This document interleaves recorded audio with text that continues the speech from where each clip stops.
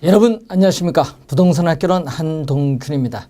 자, 이번은 우리 상권의 가장 기초적인 내용에 대해서 살펴보도록 하겠습니다. 자, 먼저 이 상권의 개념부터 한번 볼까요? 자, 상권. 이제 여러분 계속 상권 공부하는데 이 상권이라는 것은 배후지라고 하죠. 배후지. 배후지라는 것은 고객이 존재하는 지역을 말합니다. 고객이 존재하는 지역. 자, 고객이 존재하는 지역을 배후지, 상권 또는 고객이 정주, 주택을 정해놨죠. 정주하는 장소라고 하죠. 정주하는 장소가 상권입니다. 자, 이 상권은 또 점포의 매출이익이 발생하는 구역입니다.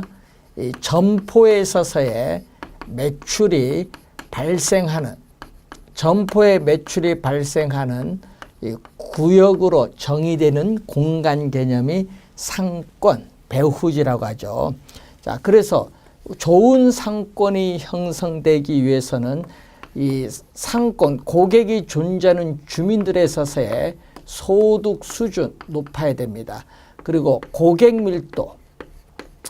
밀도는 교통 인구와 보행 인구를 대준 고객 밀도도 높아야 되고 또 인구 밀도도 높아야 되고 상권을 형성하는 지역 면적을 또 우리가 넓어야 좋은 우리가 상권을 형성합니다. 그래서 좋은 상권이 형성되기 위한 조건이죠. 자, 상권의 범위는 고정된 것이 아니다. 그럼 예를 들어서 전철 노선이 연장되면 상권의 범위도 확대됩니다. 그래서 상권의 범위는 고정된 것이 아니라 가변적이라는 걸 염두에 두시고, 그래서 이 상권의 수요를 분석할 때는 현재의 배후지뿐만 아니라 앞으로 미래의 배후지로 발전할 가능성이 높은 후보 지역도 분석을 해야 된다는 그러한 내용입니다. 자, 그래서 우리 구매 빈도가 높다. 자, 구매 빈도가 높은 상품.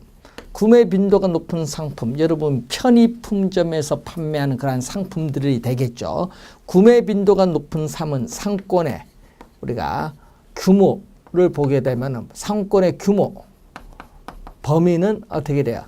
우리는 구매 빈도가 높을 때는 작죠. 규모, 상권의 규모, 범위는 작아요. 그런데 구매 빈도가 낮은 상품, 즉 내구성이 있는 상품이죠. 이런 상품은 우리가 상권의 규모가 넓게 나타나죠. 범위가 넓게 나타난다. 상권의 규모, 범위와 관련해서 우리가 확인을 좀 해두셔야 될 부분이 되겠습니다. 자, 그리고 이 상권을 획정하는 기법이 있습니다. 자, 이 상권을 획정하는 기법을 보게 되면은 상권을 획정하는 기법은 크게 세 가지로 나눠 볼 수 있는데 공간 독점법이라는 게 있고 또 시장 침투법, 분산 시장 접근법이라는 게 있습니다. 자, 이 공간 독점법이라는 것은 일정한 지역의 공간을 독점하는 겁니다. 일정한 지역의 공간을 독점하는 확정된 상권의 형태를 띠고 있는데 대표적으로 프랜차이즈한 체인점을 예를 들어 볼 수 있죠. 즉 거리에 제한을 두는 업종이나 면허가 필요한 업종이 여기에 해당합니다. 자, 그리고 시장 침투법은 상권이 중첩이 됐어요. 중첩이 되어 있으면서 우리는 상권이 중첩되어 있다. 자, 그러면서 대형 쇼핑센터, 할인점이 여기에 해당을 하죠. 그리고 분산시장 접근법은 우리가 이 시장의 분할을 전제로 하죠. 시장의 분할을 전제로 해서 불영속된 상권입니다. 영속된 것이 아니라 불영속된 상권의 형태를 띠겠죠. 시장의 분할을 전제로 합니다. 그래서 특정 지역 내에서도 우리는 그룹별로 우리가 달리 상품을 공급을 해야 되는데 어떻게 돼요? 우리 대표적으로 고급 가구점이죠. 매우 전문화된 상품을 특정 수요 계층을 대상으로 공급을 하는 고급 가구점을 예를 들어 볼 수 있죠. 자, 22회 시험에 또 한번 출제를 또 우리가 한 용어가 되겠죠. 상권 획정기법 잘 알아두시고, 자, 공간 균배의 원리는 공간 경쟁 점포들 간의 공간을 균등하게 배분한다는 원리입니다. 그래서 경쟁 점포들 간의 공간을 균등하게 배분하는데, 자, 하나의 상권 내에 동질적인 소비자들이 균등하게 분포되어 있다고 가정했을 때 먼저 어떤 점포가 입지하고 있어요. 그러면은 이 경쟁 점포가 어느 지점에 입지해야 유리한가를 분석하는 모형입니다. 자, 그러면 이 공간 균배의 원리에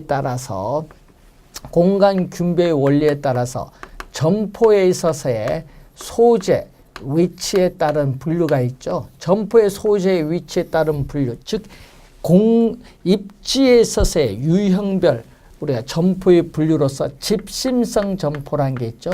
자, 집심성 점포는 배후지의 중심부에 입지를 해야 유리한 점포로서 백화점, 도매상이 여기에 해당하죠. 자, 시험 지문에는 백화점, 도매상이 제일 지문에 많이 나오죠.